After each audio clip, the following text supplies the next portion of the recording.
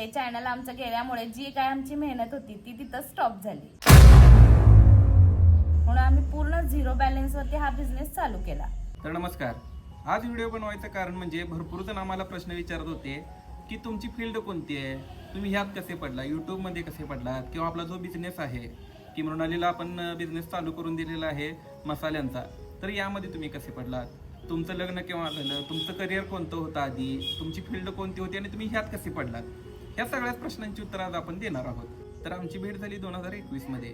बरोबर 1 जानेवारी 2021लाच मी हिला बघायला गेलो होतो आणि 7 जानेवारी 2021ला आमच्या याद्या झाल्या. हा, याद्या म्हणजे लग्नाच्या याद्या. कोल्हापूर भागात कसं आहे की साखरपुडा किंवा साखरपुड्याच्या आधी सुद्धा लग्नाची याद्या करायची पद्धत आहे. तर एंगेजमेंट नंतर होणार होती म्हणून लग्नाच्या याद्या आम्ही 7 तारखेला करून ठेवल्या होत्या.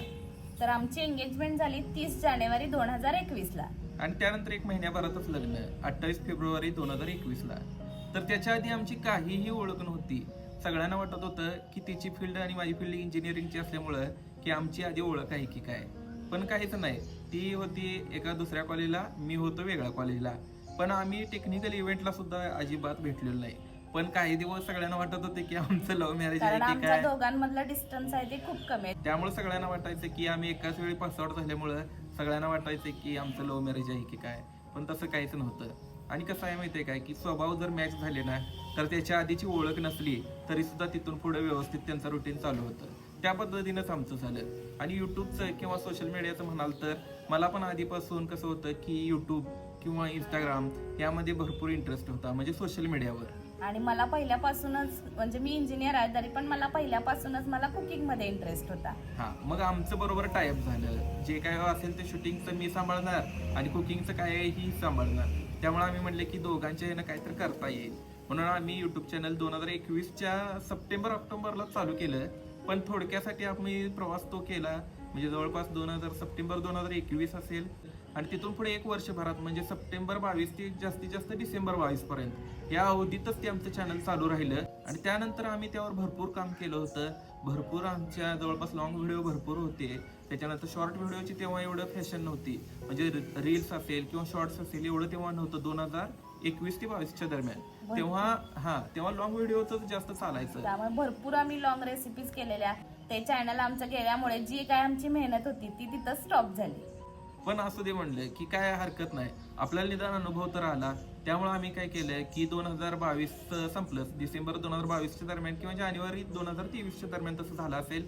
आणि आम्ही काय केलं की फेब्रुवारीच्या दरम्यान आपण चॅनल पुन्हा हे दुसरं चालू केलं.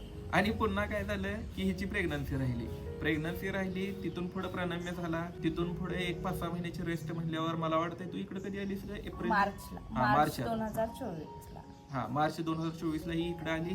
तिथून पुढे पण लगेच काही शक्य नव्हतं की आपण लगेच बाबा त्या क्षेत्रात पडावं आणि हे करावं, असं पण नव्हतं, कारण बाळ छोटं होतं. त्यामुळे ते करण्यासारखं पण काही नव्हतं. त्यामुळे थोडं मी काय करत होतो की बाकीचे काहीतरी व्हिडिओ टाकायचे, बाळाचे टाकायचे. पण तुम्हाला सांगू का, तुमची कन्सिस्टन्सी पाहिजे बघा. असं जर तुम्ही कधीतरी हे टाकतो कधीतरी ते टाकतो म्हणला, युट्यूब तुम्हाला सपोर्ट करत नाही आणि युट्यूब चॅनलची ग्रोथ होतच नाही. हे मला पण कळालं तेव्हा. युट्यूबला सगळ्यात महत्वाचं आहे ते म्हणजे कंटिन्युटी.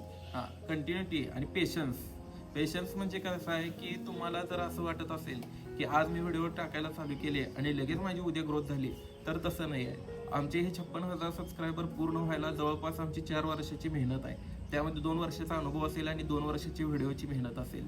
पण एकदमच आपल्याला अशी ग्रीप घेता येत नाही की आज चॅनल चालू केलंय आणि उद्या माझे 1000 सबस्क्रायबर पूर्ण होतील, असं शक्यच होत नाही. त्यामुळे कसं आहे की कंटिन्युटी एकसारखी लागते बघा. आणि कसं व्हायचं की बाळ छोटं असल्यामुळे हिचं कुकिंगकडे काही एवढं जास्त करणं व्हायचं नाही. आणि माझं पण कसं होतं की मी सिव्हिल इंजिनियर आहे, त्यामुळे माझ्या साईट चालू होत्या, मला पण तिकडे लक्ष द्यायला वेळ नव्हता.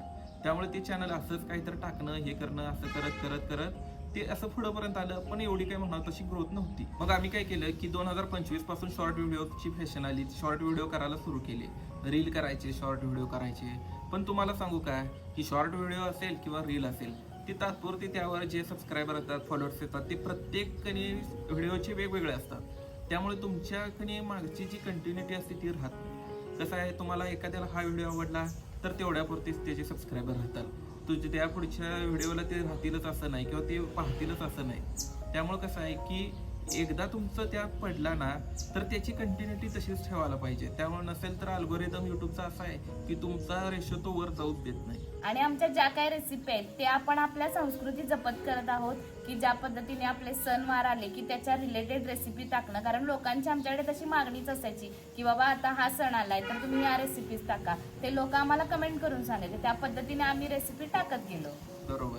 आणि कसं व्हायचंय की जरी तुम्हाला एखादा पदार्थ येत असला तर तो नव्याने करण्याची जी मजा आहे ना ती लोकांना आवडायची. म्हणजे कसं आहे की पारंपरिक टच तर त्याला द्यायचाच. आताच्या जनरेशनला त्याला काय एखादा नवीन टच देता येतोय का हा आम्ही बघायचो. आणि त्यामुळे भरपूर जणांना ते व्हिडिओ आवडायचे आणि आपली भरपूर ग्रोथ पण झाली.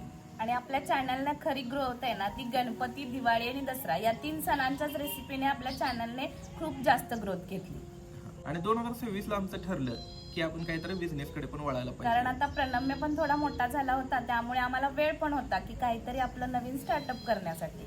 आणि दोघांच्या आवडीनं असा कोणता तरी एखादा बिझनेस चालू करूया असं होतं. आता दुसरं मशिनरी वगैरे असं पण आम्ही काही टाकू शकत नव्हतो, कारण माझी सिव्हिल फील्ड आहे, जी ENTC फील्ड आहे. मग दोघांची फील्डचा तर काही इथं उपयोग होणार नव्हता, कारण तिची फील्ड पूर्ण वेगळे आहे, माझं फील्ड वर्क आहे, तिचं टेक्निकल वर्क आहे. त्यामुळे दुसरा कोणता बिझनेस करायचा असं पण डोक्यात होतं. तर जानेवारी 2026 उजाडला आणि आमचा पूर्ण महिना जानेवारी 1 जानेवारी ते 30 जानेवारी आमचा हा विचार करण्यातच पूर्ण महिना गेला की कोणता बिझनेस करायचा. कारण आम्हाला असं करायचं नव्हतं की कोणता तर करायचा थोडक्यासाठी आणि बंद पडायचा. असा कोणता तर बिझनेस करायचा की जो लॉंग टर्म चालेल. आणि आम्हाला असा काहीतरी बिझनेस करायचा होता की ज्यात आपल्याला आवड निर्माण होईल. काम म्हणून फक्त असं काय आम्हाला करायचं नव्हतं. आणि जो 1 महिना आमचा वेळ गेला तो काही फुकट गेला नाही, कारण आम्ही त्यात भरपूर विचार केला आणि आमचा ठरवला बिझनेस तो म्हणजे मसाल्याचा. आणि हे मसाल्याचा बिझनेस म्हणजे काय तर आपला जो कोल्हापुरी कांदा लसूण मसाला आहे, मालवणी मसाला आहे, काळा मसाला आहे, जे काही मसाले आहेत त्याचं घरगुती प्रोडक्शन चालू करायचं. आणि आम्हाला असं होतं की लोकांना म्हणजे नुसता पैसा मिळवायचा नव्हता, तर लोकांना आपली चव तिथं घर बसल्या मिळावं हा आमचा उद्देश होता याच्या मागचा. हा म्हणजे कसं आहे की बाहेर तुम्हाला मसाला मिळतो, जो काही दुकानामध्ये मिळतो किंवा एखाद्या मॉलमध्ये मिळतो, तो कसा आहे फॅक्टरीमध्ये तयार झालेला असतो. तो फॅक्टरीमध्ये तयार झालेला प्रत्येकाला आवडतोच असं नाही, प्रत्येकाला असं तीच टेस्ट आवडेल असं नाही. काही जणांना घरगुती टच असलेलाच आवडत असतो. आणि त्या पद्धतीने आम्ही ठरवलं की जर आपल्याला चालू करायचा बिझनेस तर आपल्याला असा बिझनेस चालू करायचा आहे की एकदमच मोठं मशिनरी घातली आहे आणि आपण त्यात पडलोय असं करायचं नव्हतं. सुरुवातीला आम्ही थोडंसं म्हणजे तुम्हाला सांगायला हरकत नाही तर आम्ही 0 इन्व्हेस्टमेंटमध्ये हा बिझनेस चालू केलाय. म्हणजे काय तर पहिल्या ऑर्डरी घेतल्या, त्या ऑर्डरीमधून ते मटेरियल आणून आम्ही त्यांची ऑर्डर पूर्ण केल्या. कारण आम्हाला बिझनेस करताना पण असा करायचा होता की भरपूर बाबा आपण इन्व्हेस्टमेंट करायचं आणि त्याच्यामध्ये लॉस झालाय, या अशा पद्धतीने आपल्याला कुठलाही बिझनेस करायचा नव्हता. म्हणून आम्ही पूर्ण 0 बॅलन्सवरती हा बिझनेस चालू केला. जेव्हा आम्ही पहिलाच व्हिडिओ टाकला ना की आम्ही ऑर्डर घ्यायला चालू केले, तेव्हा आम्हाला जवळपास 15 ऑर्डर आल्या आणि जवळपास आमच्याकडे तेव्हा 5,000 ते 6,000 रुपये त्यांचे ॲडव्हान्समध्ये आले होते. त्यामध्ये आम्हाला बाजार करणं सहज शक्य होतं. आणि त्यातूनच आम्ही काय केलं की त्यांच्याकडून ज्या ऑर्डरचे पैसे घेतले त्यातूनच बाजार आणला आणि त्यातूनच बिझनेस चालू केला. सुरुवातीला हा आम्ही घरीच बिझनेस चालू केला आणि आज तो वाढवत वाढवत आज आपण इथपर्यंत आलो आहोत. आणि तुम्हाला सांगायला हरकत नाही की जवळपास प्रत्येक दिवशीची एकदा ऑर्डर 100 किलोची होती. 100 किलो नॉट अ जोक.